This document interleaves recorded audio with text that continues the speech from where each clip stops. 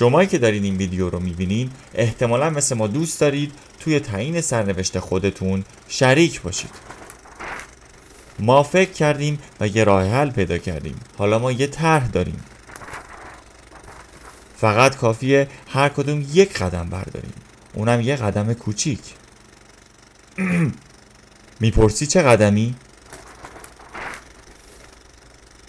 هر کدوم از ماها که در ایران هستیم قول میدیم تا تلفنی به 10 نفر زنگ بزنیم تا برای تغییر وضع موجود در انتخابات 22 خرداد رأی بدن.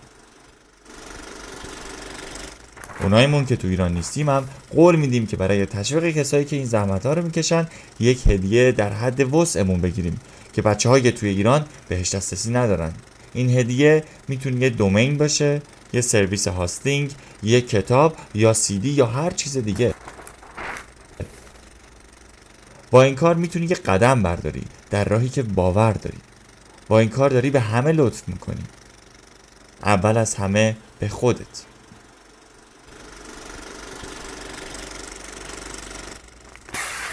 با این کار لطف میکنی به هم نوعت، چون براش یه کاری میکنی که خودش نمیتونسته بکنه.